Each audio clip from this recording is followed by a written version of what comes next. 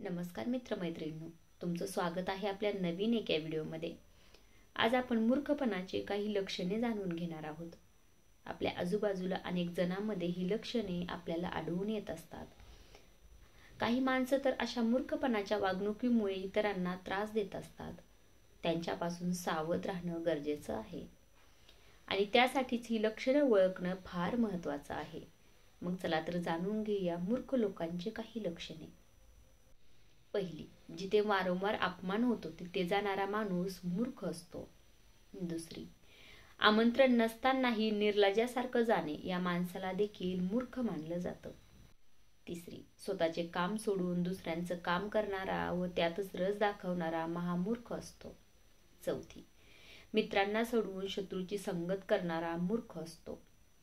5, जो स्वतः चूक करतो आणि चुकीचे खापर दुसऱ्याच्या माथी फोडतो तो मूर्ख असतो।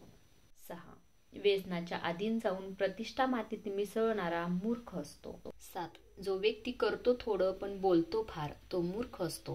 म्हणजे जो वायफळ बडबड अधिक करतो आणि प्रत्यक्ष कृती कमी करतो तो एक मूर्ख आहे। म्हणजेच कृती करण्याच्या वेळी जो मागे हरतो, तो कृती करायला घाबरतो तो पण मूर्खच असतो।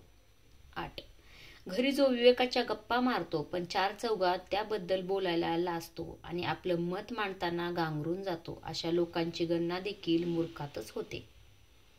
9, कामापुरता मामा या न्यायानं वागणारा माणूस देखील मूर्ख असतो। 10, दोघात लुडबुड करणारा, 2 जण बोलत असताना मध्येच शिरणं आणि मग आपल्याला काही कळत नाही म्हणून डोकं खाजवत बसणं हे मूर्खपणाचे लक्षण आहे।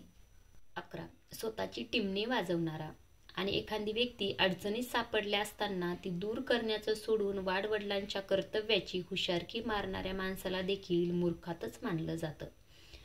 व्हिडिओ शेवटपर्यंत बघितल्याबद्दल मनापासून धन्यवाद। व्हिडिओ आवडला असेल तर चॅनलला लाईक करायला विसरू नका। धन्यवाद।